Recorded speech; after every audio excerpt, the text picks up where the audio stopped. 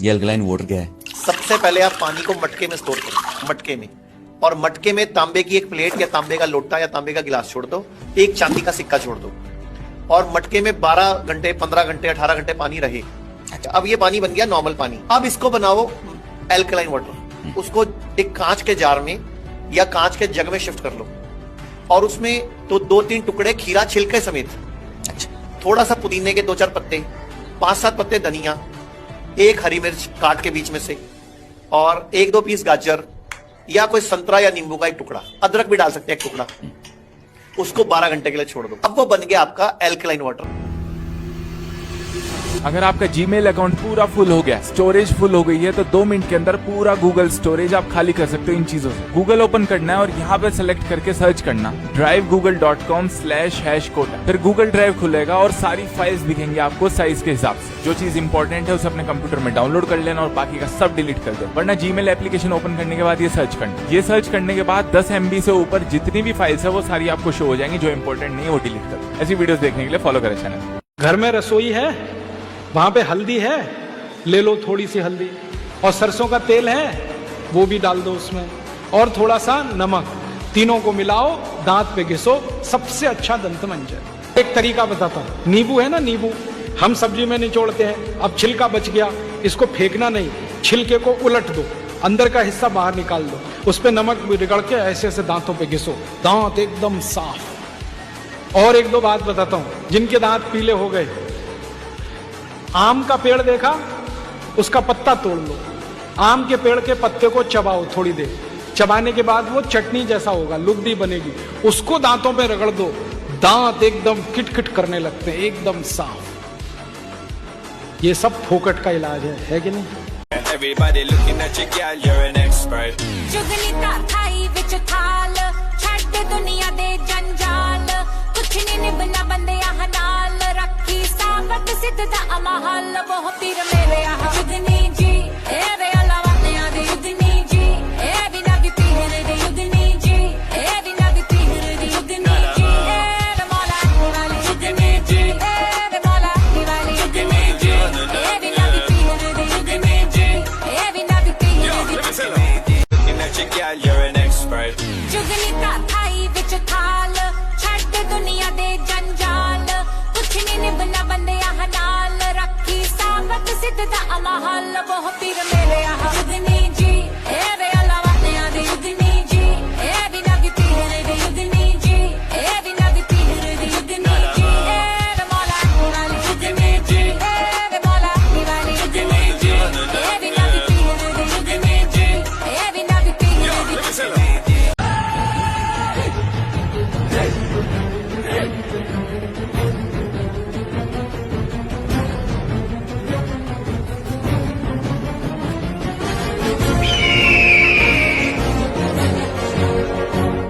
और 4.25 करोड़ के लॉस के बाद वो मुझसे एक सवाल उन्होंने पूछा, बाय गॉड मेरे को ऐसा लगा कि I should bang my head on the wall. वो मेरे से कह रहे थे कि सर बस आप मुझे इतना बता दो कि बाजार ऊपर जाता है तो कॉल ऊपर जाती है या पुट ऊपर जाती है, बस इतना मुझे सिखा दो आप, मैं सर ये बाजार से पैसा वापस ले आऊंगा। भाई तूने 4.25 करोड़ रुपए खो दिए, तुझे यही नहीं पता कि कॉल और पुट चलती कैसे है?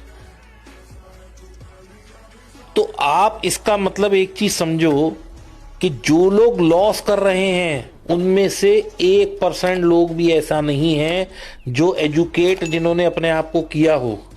हिंदुत्व नहीं, हिंदुत्व हिंदू धर्म नहीं, और सनातन धर्म भी हिंदू धर्म का केवल एक हिस्सा है। इसमें लिंगायत है, आर्य समाजी हैं, और बहुत लोग हैं, सिख हैं। सिख कैसे हिंदू हो गए? सिख तो सबसे बड़े हिंदू हैं जो एक ढाल बनकर इस हिंद को बचाए हैं। नहीं, ये बात समझ में, शायद हिंदुत्व समझाने से पहले ये समझाना होगा कि हिंदू कौन है। सिंधु नदी से सागर तक ये विशाल भारत भूमि में जो इसको अपनी पितृभूमि माने, यानी अपने पूर्वजों की जमीन, मातृभूमि यानी अपनी संस्कृति, भाषाओं, खान पान, त्योहारों को अपना माने, वो हिंदू है। लेकिन कैसे पता चलेगा? सिंधु से सिंधु तक किसी को भी रविंद्रनाथ टैगोर की किताब दोगे और शेक्सपियर की किताब दोगे तो हर प्रांत में लोग बोलेंगे कि रविंद्रनाथ टैगोर की किताब हमारी है। जो ये सब माने वो हिंदू है, हिंदू है, हिंदू है। और मुसलमान? अगर वो भी इस भारत भूमि पे किसी दरगाह या मस्जिद को अपनी पुण्य भूमि माने, क्यों नहीं? सारे गम से छुपा के, हर नजर से बचा के, जिंदगानी बनाया है तुझे। तू मिला जिस तरह सबा मिले, तू मिला जिस तरह सिला मिले, तू मिला जिस तरह दुआ मिले बाखुदा।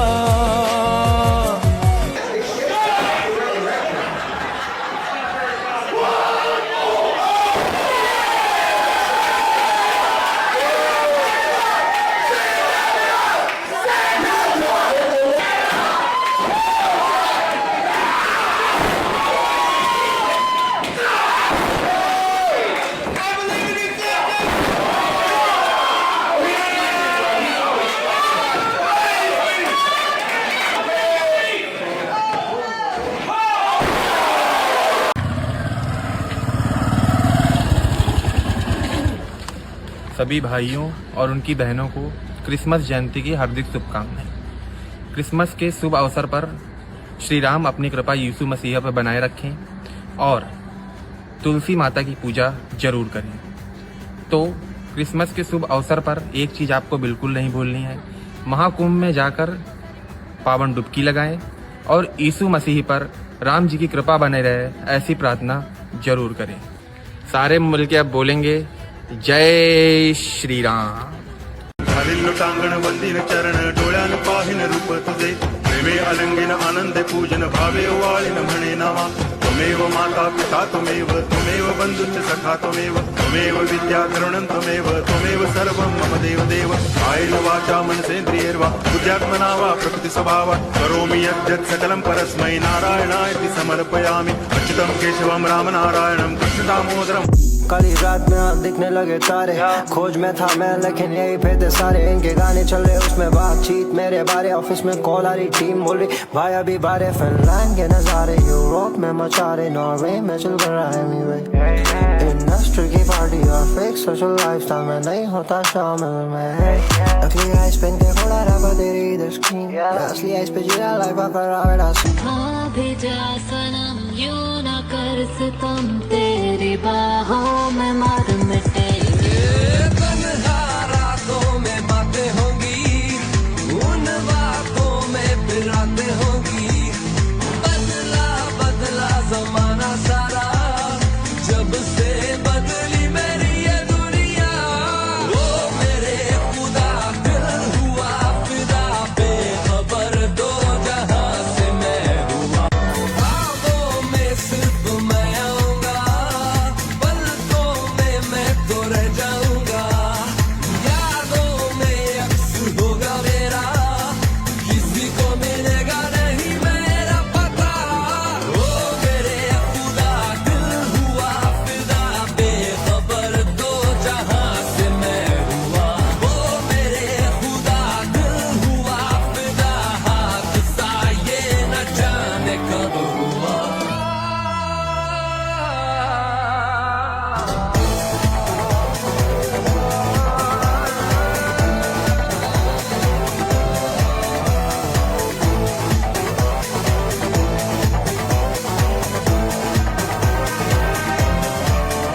लॉकडाउन के बाद से मैंने नोटिस करा कि टाइम भाग रहा है। पहले साल का पता चलता था कि हाँ भाई एक पूरा साल लगता था कि भाई 365 दिन, जनवरी पूरा फील होता था, फरवरी पूरा फील होता था, दिसंबर पूरा फील होता था। लेकिन लॉकडाउन के बाद 2020 के बाद ये 2025, एक महीने बाद 2025 लग जाएगा और ऐसा लग रहा है कि भाई ये क्या हो रहा है। मतलब ये 5 साल कहाँ निकल गए। मुझे 5 साल का कुछ पता नहीं है कि 2020 के बाद 2025 कहाँ आ गया। मतलब ये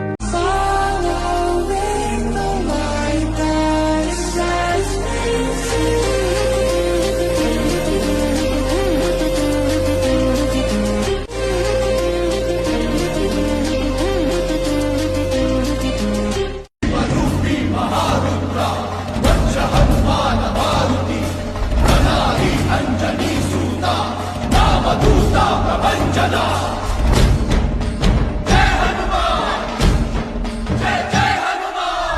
अगर तुम्हें लगता है जहां तुम्हें पहुंचना है वो आज तुम नहीं पहुंच पाए हो, तो आज रात को बैठो और एक क्वेश्चन पूछो, where do I need to reach?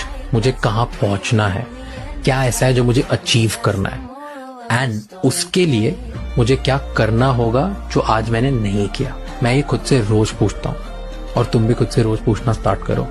इससे जो इंप्रूवमेंट आएगा लाइफ में, शायद किसी और चीज से इतना ज्यादा नहीं आएगा। वो आइडेंटिफाई करो एंड रोज इस पे काम करना। जिसको भी गाड़ी लेनी हो ना, वो 25-26 तारीख को जाए गाड़ी लेने। हाँ। प्रेशर बहुत होगा उन लोग पे ब्याज देने का। नहीं, मैं आपको पूरा कैलकुलेशन बता। आगे बताओ।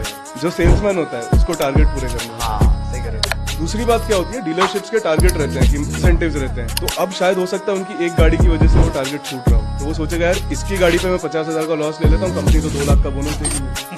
सही कह। थर्ड, कि आप जब भी गाड़ी देखने जाओ आप उनसे 2 चीजें पूछो। एक तो जो गाड़ी आप मुझे दोगे वो कौन सी मैन्युफैक्चरिंग मंथ की होगी। अगर वो 2 महीने से पहले की आपको बता रहा है, इसका मतलब वो ऑर्डर नहीं करने वाला है, वो उसके पास ऑलरेडी स्टॉक यार्ड में खड़ी है और उस पर वो इंटरेस्ट चुका है। तो वहां आप बार्गेन कर सकते हो। उसको आप सीधा ये बात बोलो कि तेरा स्टॉक खाली हो रहा है, तेरी जगह बढ़ रही है, नया चीज आ जाएगी। अगले जन्म में जब मिलेंगे कभी तो ये वादा रहा